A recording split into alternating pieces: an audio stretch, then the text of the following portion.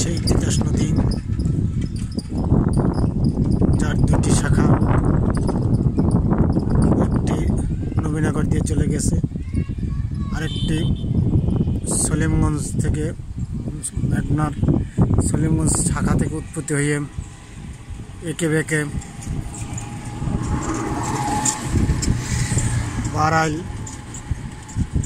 তেজখালী, বাড্ডা, জীবনগঞ্জ বাজার, খাল্লা, সৈফুল্লাহকান্দি প্রভৃতি স্থান অতিক্রম করে বাঞ্ছারামপুর দিয়ে এই শাখাটি আবার হোমনার মেঘনা নদীতে মিলিত হয়েছে। অর্থাৎ এই নদীটি এখন অনেকটাই মৃতপ্রায়, চারিদিকে কচুরিপানা অনেকটাই দখল করে আছে। এই অংশটি চলে গেছে হোমনার দিকে, যা মেঘনা নদীতে আবার মিলিত হয়েছে। এই যে ঘাটের সারিবদ্ধ যে নৌকাগুলো দেখছেন, এখানে ছিল বাঞ্ছারামপুরের লঞ্চের জেটি।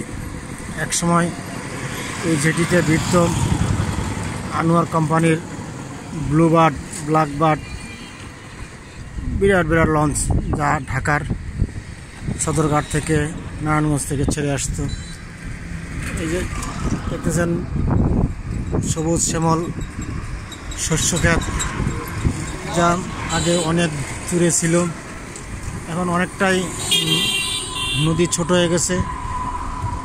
এখন মোটামুটি জোয়ারের সময় তাই কিছুটা পানি আছে, আর অনেক সময় অনেক জায়গা শুকিয়ে যায়। এই বাঞ্ছারামপুর এক সময় এত রমরমা ছিল না, একমাত্র এই লঞ্চ ঘাটটি ছিল এটার উৎস। এখন এই লঞ্চ ঘাট আর নেই, লঞ্চও আসে না, কারণ চারিদিকে উন্নয়নের ছোঁয়ায় এই তিতাস নদীর উপর বেশ কয়েকটি ব্রিজ হয়েছে, এবং এই ব্রিজগুলির অনেকটাই অবদান।